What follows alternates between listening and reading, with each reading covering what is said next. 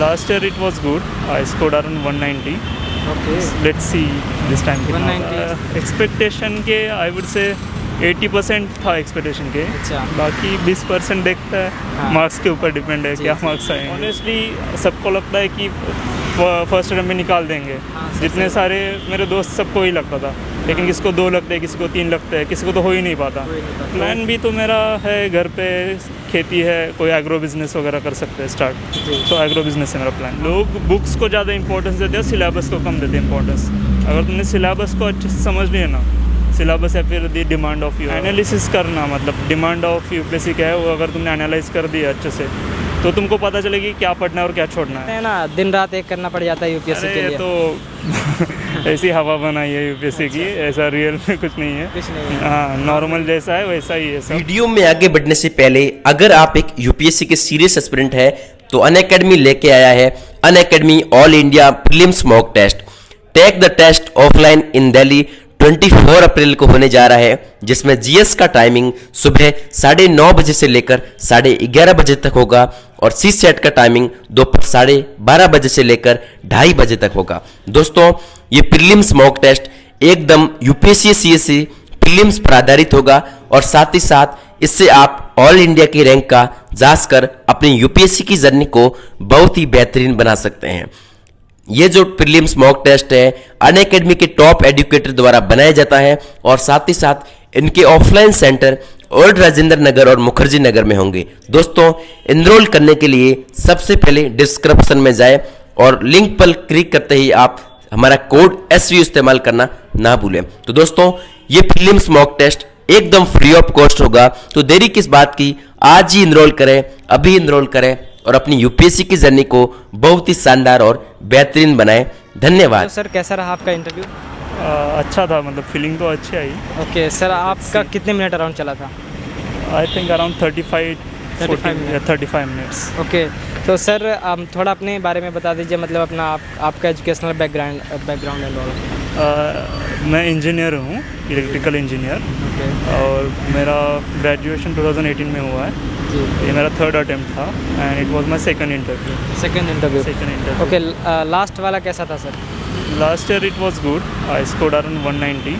Okay, let's see this time. 190 still, मतलब क्या problem आ गई कि नहीं हुआ मेंस में? मेंस में हाँ, मुझे ऐसे में थोड़े कम मार्क्स थे. ओके सर, इससे पहले कि हम यहाँ के एक्सपीरियंस के बारे में बात करें, मैं जानना चाहूँगा सर, आप मॉक टेस्ट वगैरह दिए थे या डायरेक्ट यहाँ पहली बार मतलब यहाँ डायरेक्ट इंटरव्यू दिए? मॉक टेस्ट मैंने 3 दिए थे यार. 3? हाँ. तो सर मॉक टेस्ट में और यहाँ में कितना डिफरेंट लगा आपको? डिफरेंस तो है. मॉक टेस्ट में it is like more like question and answer session. इधर they want to know you, मतलब तुमको जानना चाहते हो. Discussion, analytical based questions. जो मॉक में थोड़े से रहता है, कोई अच्छे मॉक्स भी है, लेकिन ये एक्सपीरियंस अलग ही है थोड़ा, मतलब अच्छा है एक्सपीरियंस है. ओके, तो ओपिनियन बेस्ड कितने क्वेश्चंस पूछे गए? यूजुअली कम पूछते, लेकिन मेरे को most of the interview opinion based question ही रहा मेरा. अच्छा. अराउंड 70%. ओके, तो डेफ में आपने सर अपनी हॉबीज़ वगैरह क्या डाली थी? मेरी हॉबीज़ तो ट्रैकिंग की है. तो आपसे हॉबीज़ से रिलेटेड कितने किए गए? हॉबीज़ रिलेटेड नहीं कुछ. नहीं किए गए? नहीं. ओके, तो आने से पहले सर आप एक बार प्रिपेयर रहे होंगे खुद से, तो वहाँ आप जब पहले प्रिपेयर थे और यहाँ आने के बाद फिर आपको दोनों में क्या अंतर लगा? आप जो एक्सपेक्ट किए थे वैसा ही गया या डिफरेंट गया टोटली? एक्सपेक्टेशन के आई वुड से 80% था एक्सपेक्टेशन के. अच्छा. बाकी 20% देखता है. हाँ. मार्क्स के ऊपर डिपेंड है, क्या जी. मार्क्स आएंगे उस पर. सर वो मतलब स्टार्टिंग कहाँ से करते हैं? आपके लाइक कॉलेज बैकग्राउंड वगैरह भी पूछ रहे होंगे, तो सर ऐसे क्या? स्टार्टिंग तो तुम्हारे डैफ रिलेटेड से करते हैं. हाँ. ताकि तुम कंफर्टेबल फील हो. अगर एक बार तुमने कंफर्टेबल, उनको लगा कि कंफर्टेबल फील हुए आप, फिर ही वो बाहर के एरियाज टच करेंगे, जैसे कि आपके ओपिनियन पूछेंगे. मतलब एक बार कंफर्ट फील कराते हो, मतलब कॉर्डियल प्रोसेस रहता है पूरा, अच्छा प्रोसेस है. आपने सर अपनी एजुकेशन कहाँ से कंप्लीट की? मैंने मुंबई से ग्रेजुएशन किया है, Sardar Patel college. Yes. Okay, तो यूपीएससी की जर्नी में आपका कितने साल हो गया सर? यूपीएससी की जर्नी का मेरा 3rd अटेम्प्ट है ये. Third attempt? हाँ, 3rd अटेम्प्ट है. और अटेम्प्ट सर? अटेम्प्ट. अच्छा, attempt 3rd attempt. And interview? Interview 2nd interview है मेरा. Okay sir, fine. हाँ, लास्ट ईयर को आपने जैसा मेंशन किया, आपका ऑप्शनल अगर जानना चाहें, आपका ऑप्शनल क्या रहा सर? मेरा optional political science and international relations. Really great, political science और इंटरनेशनल रिलेशन। तो सर ये सब्जेक्ट आपके इस इंटरव्यू तक में कितना हेल्पफुल रहा और कितना आपकी जर्नी में इसने हेल्प किया? सब्जेक्ट एक तो इंटरेस्टिंग है, तो तुमको पढ़ने में भी थोड़ा मज़ा आता है। Yes sir. और इंटरव्यू में भी क्वेश्चन पूछते हो उसके बारे में, मतलब अराउंड 20-30% तो क्वेश्चन पूछते हो तुम्हारे ऑप्शनल के ऊपर। सर कुछ क्वेश्चंस आप यहाँ पे मेंशन करना चाहें जो आप क्वेश्चन का तो हर एक का डिफरेंट है। ओके देखते हैं, अभी ट्रांसक्रिप्ट में शेयर कर दूंगा आपको पूरी मेरी ट्रांसक्रिप्ट। जी फाइन। ओके, तो आपका सर जैसे political science as a optional रहा है और GS2 भी पॉलिटिकल से ही रिलेटेड होता है, तो ये यहाँ पे सर आपको कितना बेनिफिट होता है इनमें? हाँ, मतलब ऑप्शनल जैसे कि पॉलिटिकल साइंस हो या फिर इकोनॉमिक्स हो या जी। फिर सोशोलॉजी, जिसका ओवरलैपिंग है, उसमें एक फ़ायदा है कि मतलब तुम्हारा ओवरलैपिंग है तो तुम इधर भी थोड़ा कंसेप्चुअल क्लैरिटी आती है। मार्क्स के बारे में तो बताने उतना कुछ फ़र्क पड़े या ना पड़े, लेकिन कंसेप्चुअल क्लैरिटी अच्छी रहती है तुम्हारी, तो उसमें कंसेप्ट समझने में उसकी है बेनिफिट्स है उसके। ओके सर, आज जैसे आप पॉलिटिकल साइंस के स्टूडेंट हैं, मतलब ऑप्शनल रहा है, तो सर आपसे मतलब मार्क्सिज्म वगैरह के बारे में ही पूछा गया, थिंकर्स के बारे में पूछा गया? नो नहीं पूछा गया। Alright sir. तो सर कोई ऐसी चीज़ें जो आपके इस इंटरव्यू के दौरान जो आपसे ना बनी हो और जो आपको लगता है कि यहाँ पे शेयर करना चाहिए, वो चीज़ें कर दें? मतलब समझा नहीं मैं। ऐसा क्वेश्चन कोई जो आपको वहाँ पे सर समझ में ना आया हो और वो आप उसका आंसर ना दे पाया हो, वो ऐसा कोई question? Most of the question तो दिए हैं आंसर। आपने आंसर दिया? हाँ। Okay fine sir. Sir prelims जैसा कि नज़दीक आ गया है और पॉलिटिकल साइंस का भी इसमें रोल रहता है प्रीलिम्स में GS के रूप में, तो सर इसमें लक्ष्मीकांत हेल्पफुल रहता है कि किस रिसोर्स को हम लेकर चलें जिससे हमारा प्रीलिम्स इजीली क्लियर हो? प्रीलिम्स के लक्ष्मीकांत है हेल्पफुल, पॉलिटिकल साइंस का उतना कुछ रोल मुझे तो लगता नहीं है, लेकिन कंसेप्चुअल क्लैरिटी के लिए है ठीक ठाक थोड़े बहुत क्वेश्चन पॉलिटिकल साइंस। हाँ। और अगर ओवरऑल सब्जेक्ट्स का देखें तो सर रिसोर्स कुछ बताना चाहें? रिसोर्स किसके लिए? ओवरऑल GS के लिए, मतलब फर्स्ट प्रीलिम्स। रिसोर्सेज का तो यूट्यूब पे बहुत सारे पड़े हैं, मतलब कोई भी एक वीडियो ले लो टॉपर का, उठा ले, तो सर कॉमन रिसोर्सेज उठा लो और कर लो स्टार्ट। जी ओके सर। सर अब हम थोड़ा सा NCERT की ओर चलते हैं, क्योंकि NCERT का बहुत बड़ा योगदान होता है UPSC के जर्नी में एज अ बेसिक। तो NCERT आपने कौन सी पढ़ी सर और किस लेवल में पढ़ी? NCERT मैंने स्टार्टिंग में पढ़ी थी, उसके बाद तो मैंने ऑनेस्टली नहीं पढ़ी है। तो आपको क्या लगता है फिर NCERT का उतना रोल नहीं होता? NCERT का कंसेप्चुअल क्लैरिटी के लिए है, जैसे कि अभी मैं NCERT के लिए मोस्टली ज्योग्राफी के लिए NCERT यूज़ करता था 11th-12th की, बाकी के लिए NCERT तो मैंने रेफ़र नहीं की, मतलब एक बार पढ़ी है बस, उसके बाद मैंने पढ़ा नहीं है NCERT। ओके, ऑनेस्ट फैक्ट है। जी बिल्कुल।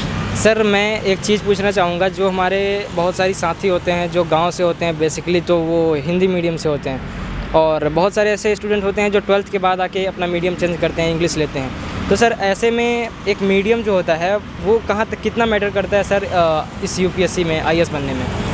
मुझे नहीं लगता उतना मैटर करता है, क्योंकि मेरी एजुकेशन भी वर्नाकुलर बैकग्राउंड से, मराठी मीडियम से था मैं। सो अगर तुम्हारे पास कॉन्फिडेंस की वो एक इन्फीरियरिटी कॉम्प्लेक्स रहता है अपने जो हिंदी मीडियम से पढ़ते हैं, उनमें इंटेलेक्चुअली कुछ कमी मेरे को तो नहीं लगती। वो मेरा पर्सनल ओपिनियन कि वो इनसे ज़्यादा अच्छा परफॉर्म कर सकते हैं, लेकिन वो सिर्फ मतलब खुद को मतलब कॉन्फिडेंट अगर उन्होंने बनाया अच्छा, तो they can really score good. Okay sir, plan B के रूप में अगर आप कुछ बताना चाहें कि इस UPSC के इसमें आने से पहले कुछ चीज़ों का हमें ध्यान रखना चाहिए, जैसे प्लान B हो गया, जो फाइनेंशियली सही नहीं रहते हैं मोस्टली ऐसे बच्चे, तो सर उनके लिए आप बताना चाहें प्लान B के रूप में क्या रखें? प्लान B तो होना चाहिए, तुम्हारे इंटरेस्ट और स्टडीज़ के ऊपर डिपेंड है वो क्या होना चाहिए वो, लेकिन कुछ ना कुछ रहना चाहिए प्लान B। मतलब यहाँ पे ऑनेस्टली सबको लगता है कि फर्स्ट अटेम्प्ट में निकाल देंगे, जितने सारे मेरे दोस्त सबको ही लगता था, लेकिन किसी को 2 लगते हैं, किसी को 3 लगते हैं, किसी को तो हो ही नहीं पाता। तो कुछ ना कुछ प्लान B तो होना चाहिए, रियलिस्टिक रहना चाहिए थोड़ा बहुत आदमी। अगर आपके बारे में जानना चाहें तो आपका प्लान B क्या रहा था? प्लान B तो मेरा है घर पे खेती है, कोई एग्रो बिजनेस वगैरह कर सकते हैं स्टार्ट, तो एग्रो बिजनेस है मेरा प्लान। और कोई PCS sir, other state PCS? नहीं, मैं नहीं प्रिपेयर नहीं कर रहा। ओनली UPSC की तैयारी अभी आप कर रहे हैं? हाँ। ओके, तो सर फुल फोकस के साथ जैसा कि आप कर रहे हैं, और सर बहुत सारे ऐसे बच्चे होते हैं जो कि ग्रेजुएशन के साथ ही स्टार्टिंग कर देते हैं, वही फुल कंसंट्रेट के साथ ही करते हैं, लेकिन सर क्या ऐसी गलतियाँ होती हैं जो नहीं कर पाते बहुत बच्चे, ऐसे क्या आपको मिस्टेक लगता है जैसे कि आपका 3 अटेम्प्ट हो चुका है? लोग बुक्स को ज़्यादा इंपॉर्टेंस देते हैं, सिलेबस को कम देते हैं इंपॉर्टेंस। अगर तुमने सिलेबस को अच्छे से समझ लिया ना, सिलेबस है फिर the demand of your UPSC for all 3 stages, तो बेनिफिट्स रहेगा उसका। तो वो इग्नोर करते हैं मोस्ट ऑफ द बच्चे तो। अच्छा, डिमांड ऑफ दी ये नहीं करना चाहिए, राइट सर? करना चाहिए, डिमांड ऑफ दी यूपीएससी समझना चाहिए। हाँ, वो नहीं समझ पाते लोग, वो मेन प्रॉब्लम है। बाकी तो Okay, ठीक okay, है, fine, बाकी तो सब पढ़ाई कर रहे हैं, पढ़ाई तो सभी करते हैं। सेम ही करते हैं। तो सर पढ़ाई तो सभी करते हैं जैसे अभी आपने बताया, तो ऐसा क्या एक मेजर वो होता है जो कि आप यहाँ इंटरव्यू तक आ जाते हैं और बहुत लोग प्रीलिम्स भी नहीं क्लियर कर पाते हैं? एनालिसिस करना, मतलब डिमांड ऑफ यूपीएससी क्या है वो अगर तुमने एनालाइज कर दिया अच्छे से तो तुमको पता चलेगी क्या पढ़ना है और क्या छोड़ना है। So analysis is more important. Sir ultimately मैं थोड़ा पॉलिटिकल साइंस से रिलेटेड पूछना चाहूँगा। जो बच्चे बिगनर्स हैं और पॉलिटिकल साइंस को एज आ ऑप्शनल लेना चाह रहे हैं, उनके लिए सर स्टार्टिंग कहाँ से करें? एनसीईआरटी जैसे 11-12 की हो गई, या कि फिर लक्ष्मीकांत से करें? कहाँ से स्टार्ट करें सर बेसिक? एनसीईआरटी से कर सकते हैं, या फिर एनसीईआरटी करके लक्ष्मीकांत कुछ उतना रोल नहीं है पीएसआईआर में। अच्छा, थोड़ा है, मतलब पेपर 1 सेक्शन बी के लिए है, लेकिन मोस्ट ऑफ दी लोग तो नोट्स ही पढ़ते हैं शुभ्रा मैडम के। वो एक बार पढ़ के डायरेक्ट नोट्स पढ़ा तो भी समझ जाएंगे। अभी जैसा आपने नोट्स सुब्रा रंजन मैम का मेंशन किया, तो आप भी कोचिंग लिए थे? कोचिंग मैंने लेक्चर्स नहीं कर पाया था, मैं 1 महीना किया था, लेकिन नोट्स पढ़े मैंने बाद में। मैं थोड़ा बाद में बीमार पड़ गया तो लेक्चर्स नहीं कर पाया, लेकिन नोट्स पढ़े थे। ओके, अभी आपने सर बताया आपका हेल्थ उसी हो गया था, तो सर हेल्थ को भी ध्यान में रखना चाहिए इस प्रिपरेशन के दौरान।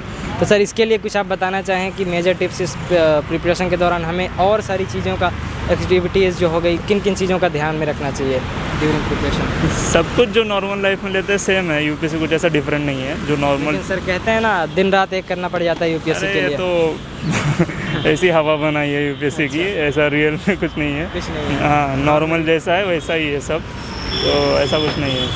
सेम चिल मारो, करो, आप पढ़ाई करो, ऐसा। जी बहुत अच्छा सर, बहुत अच्छी बातें आपने बताई, and thank you so much sir, आपने समय दिया। Thank you. Thank you.